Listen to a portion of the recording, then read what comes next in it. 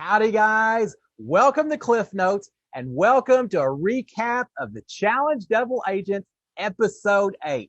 Man, another action-packed episode. I love the competitions, the challenges that they had in this particular episode. We're going to talk all about it, but before we do, a real quick recap of what happened last week. If y'all recall, we lost Jay. I hated to see Jay gone, but we lost Jay in the elimination arena.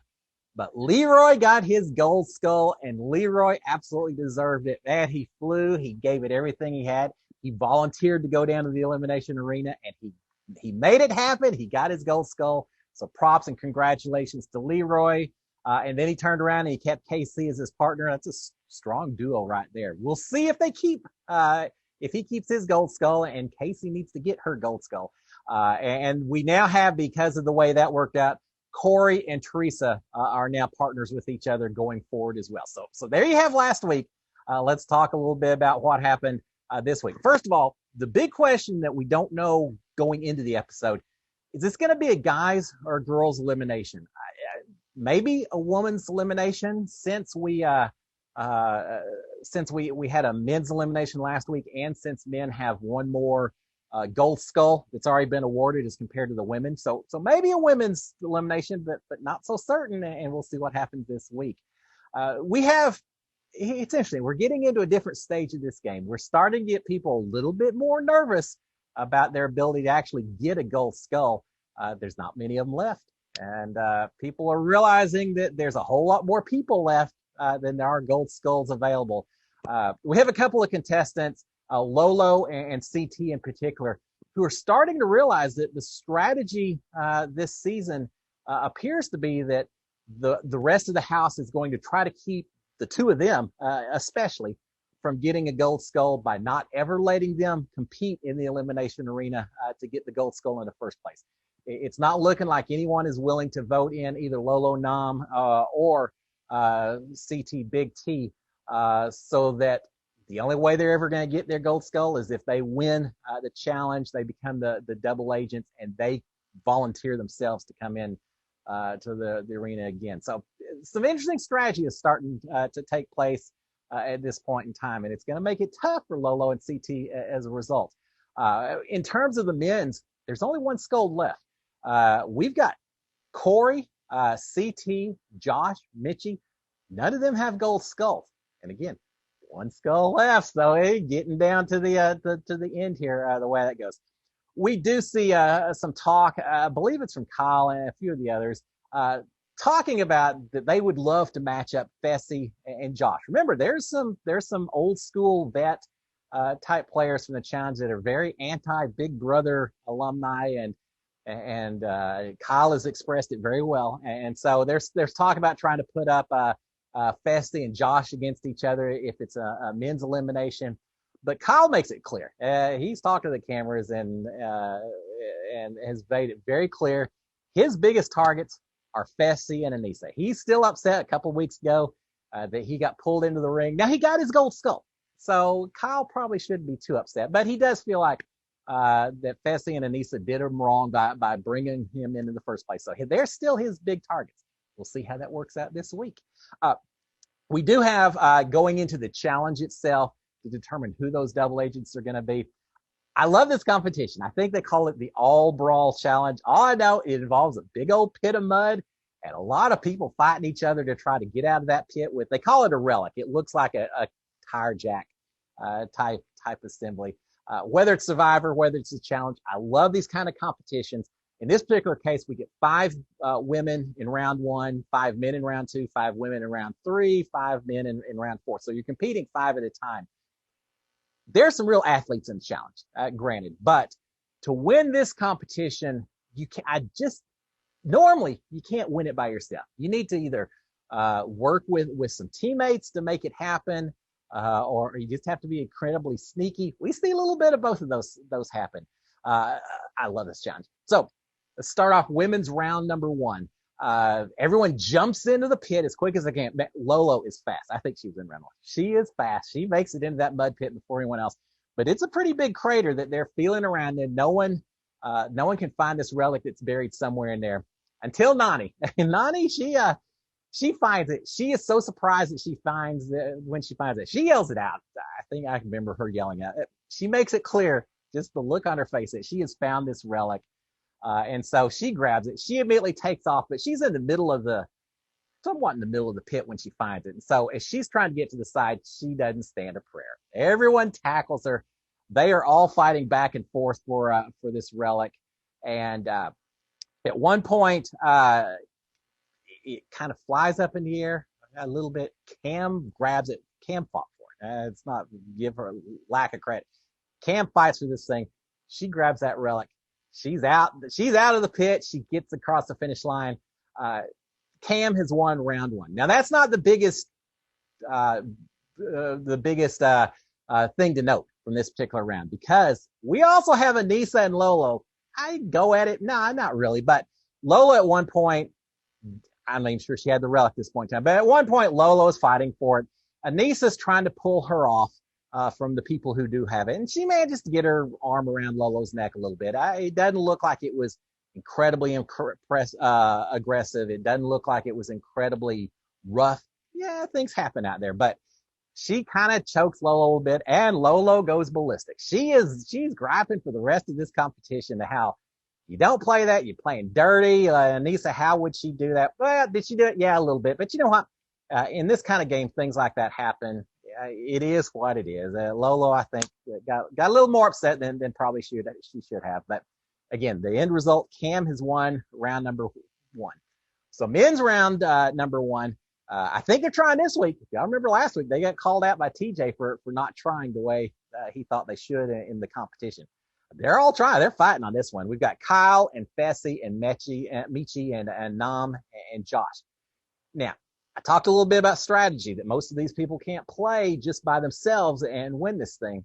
And in this particular situation, we've got Josh and Fessy working together. A big brother, alumni working with each other.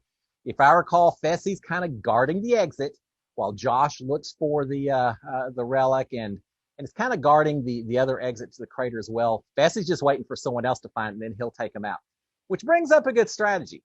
You don't necessarily have to be the person who finds the relic. You just have to be the one who gets out of the pit with it.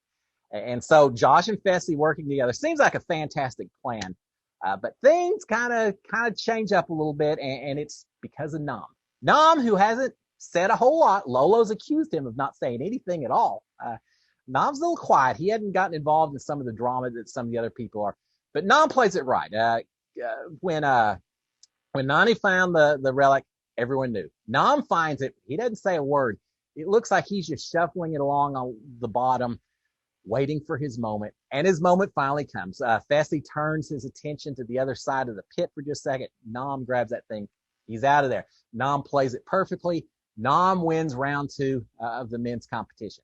Now remember, Nam and Lolo need to win this thing because, as we talked about earlier, Lolo especially has realized that no one wants to put them into the final by having the house nominate them into the elimination arena. So the only way that they're probably going to get into that arena is if they win the double agent and volunteer themselves. So a critical win for Nam at that point in time.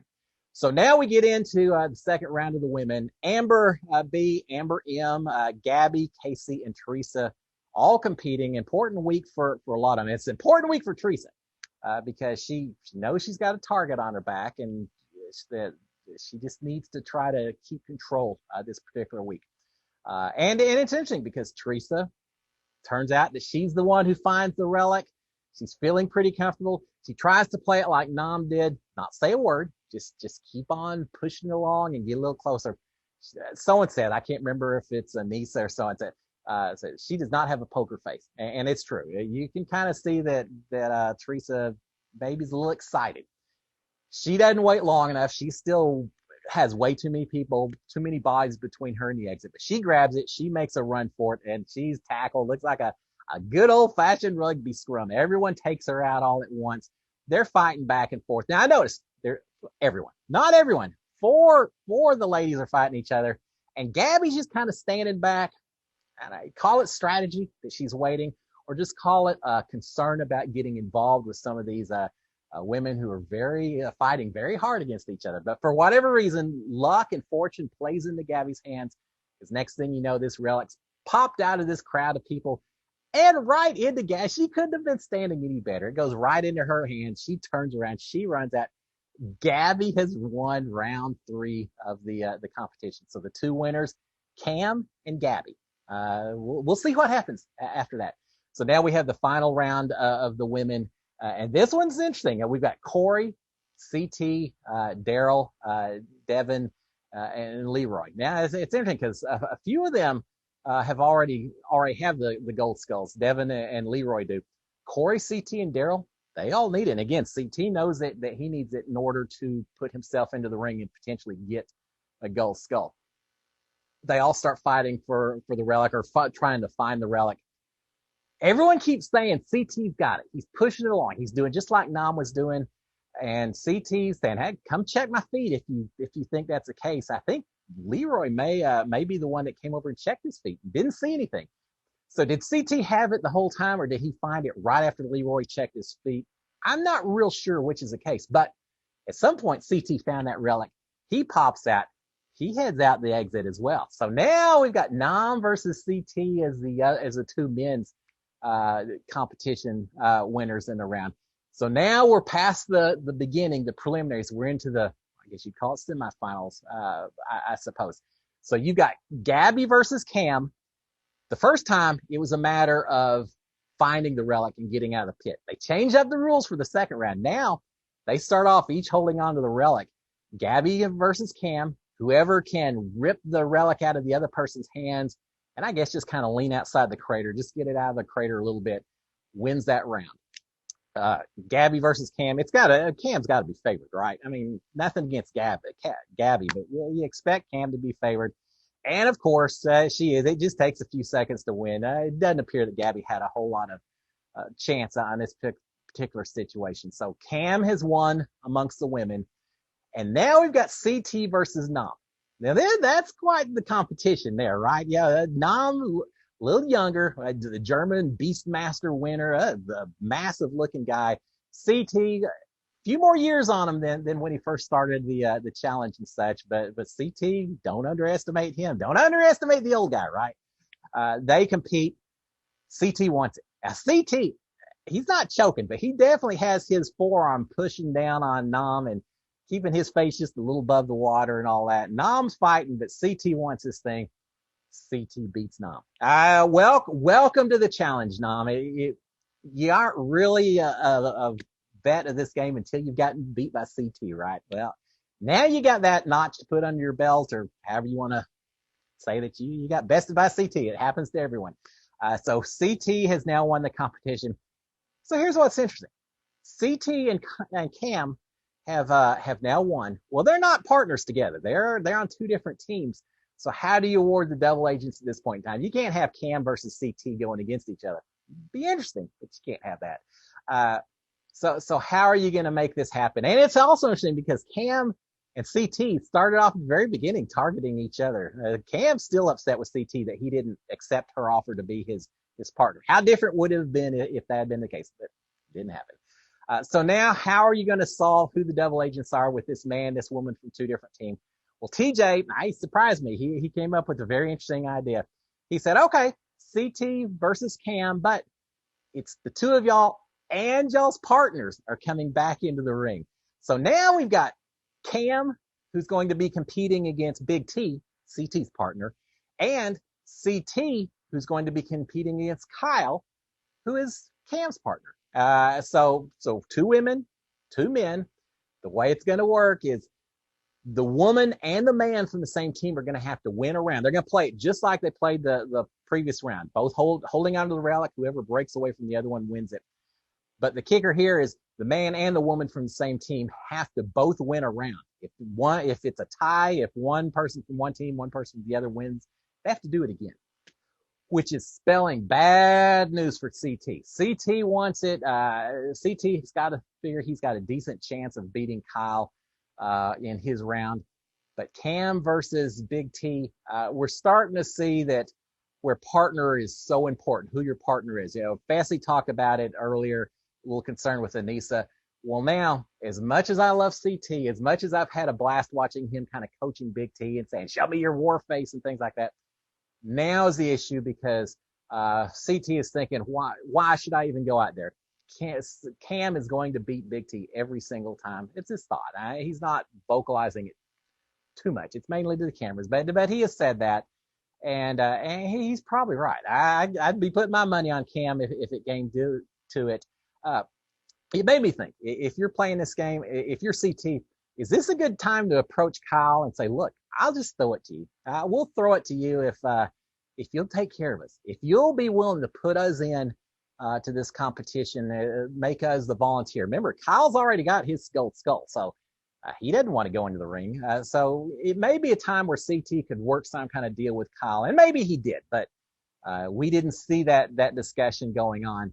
And sure enough, we compete. We see the competition. Cam, she wins it. She takes on Big T. It doesn't take very long at all. Little curious to see how it's going to happen with Kyle and CT. But as it turns out, Kyle wins it as well. Did CT give it to him? Did CT fight, but not really that hard? It appears that the CT may have already kind of just said, this isn't going to happen. I'm just going to have to let them win and move on. And, the thing is, could CT ask Kyle to maybe, in exchange for throwing it, offer up CT and Big T in the arena? Perhaps. But remember that Kyle's partner is Cam. I'm not sure that Cam would go for that Cam would work any kind of deal with CT right now. So it may not have happened, but that's what I would have tried to do.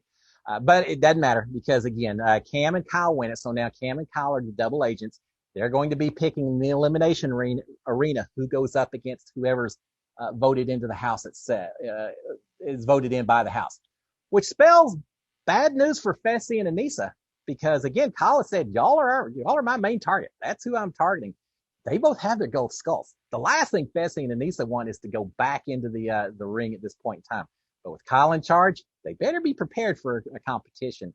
It could be as well, could they be going in versus Fessy and Anissa getting voted in by the house?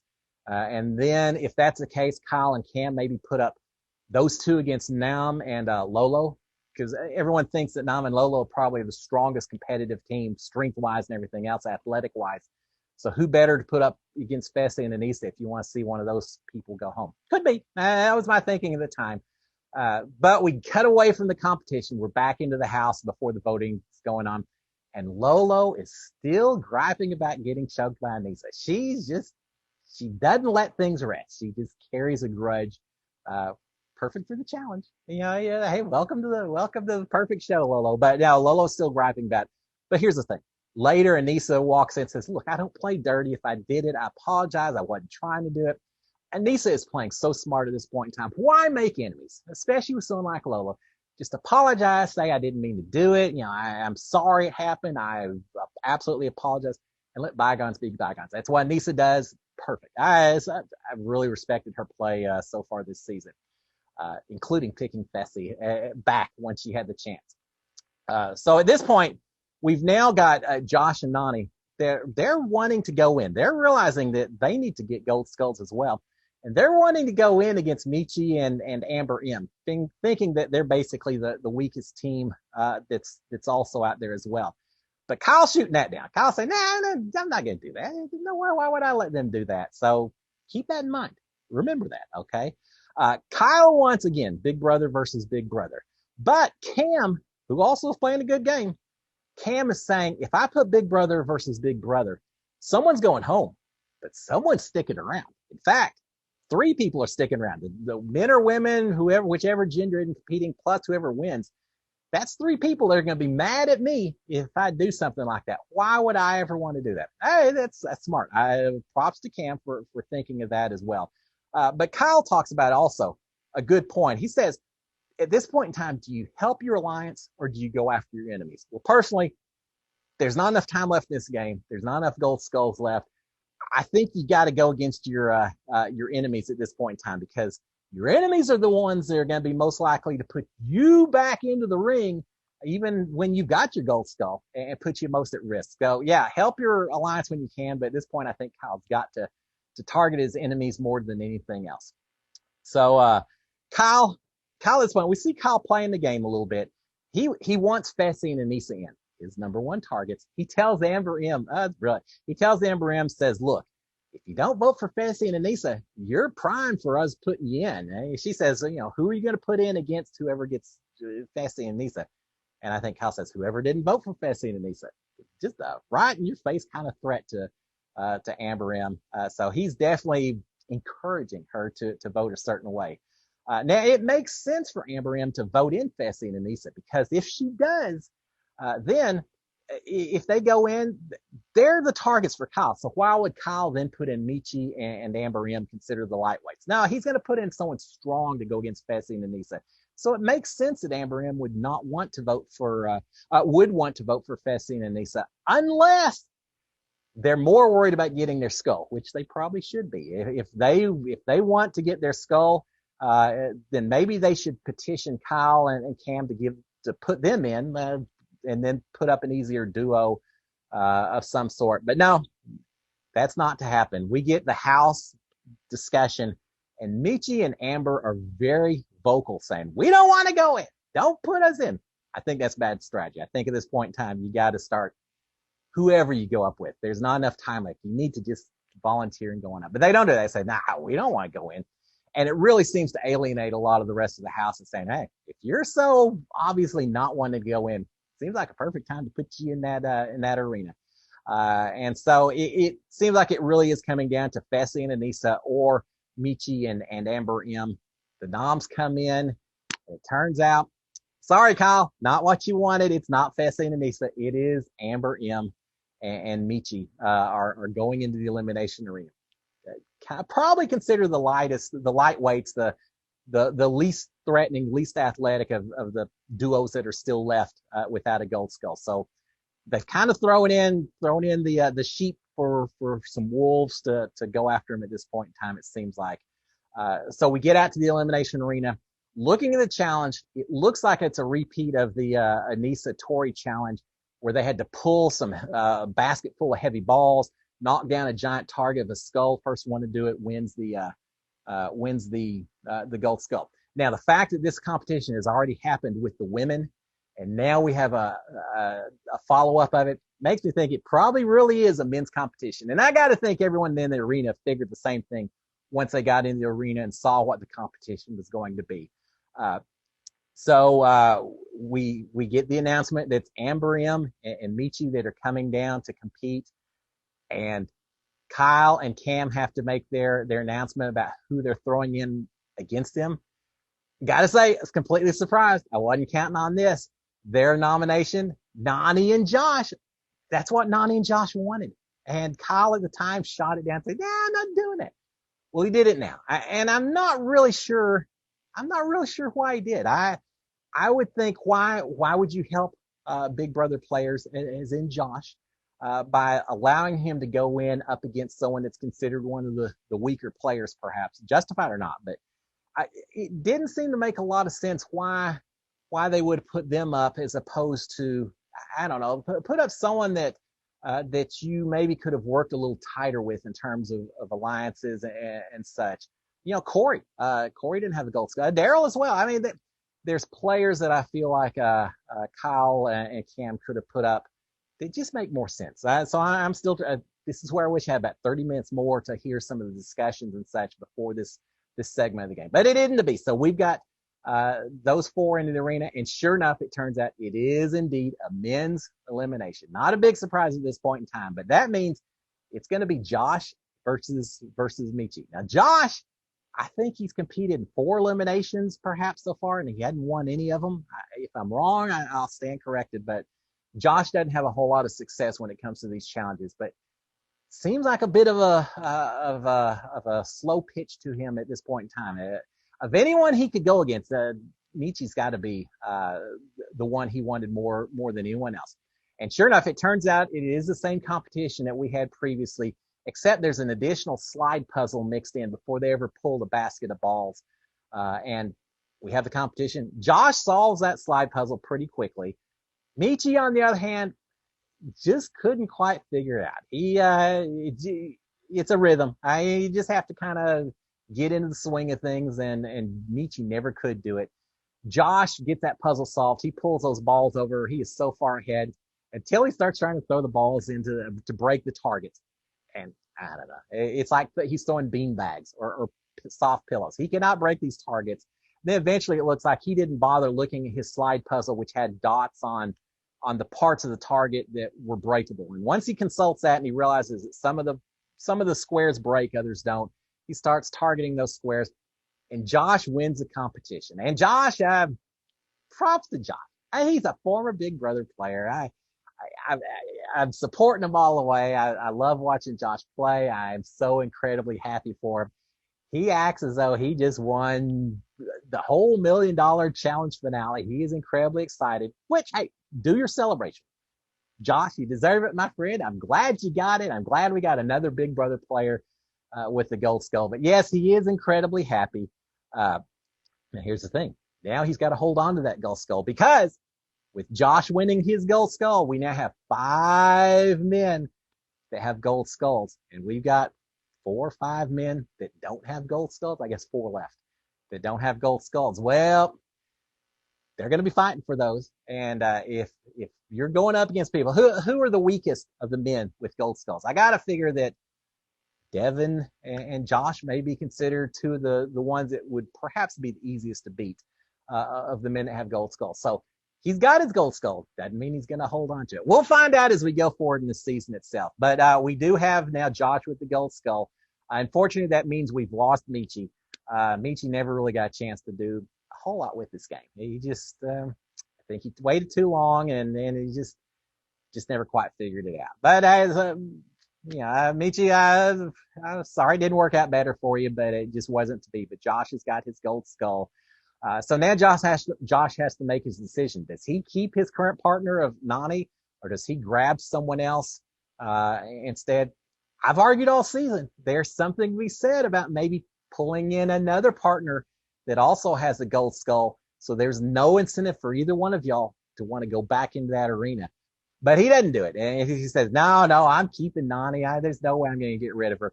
And at this particular stage of the game, I don't have a huge issue with that. I truly don't. I think teamwork is important. I think it's important for Josh that he doesn't burn bridges right now.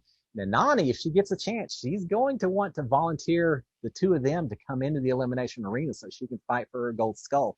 So they better hope it's a time where they can very obviously see that it's a woman's competition, as in next week, for example.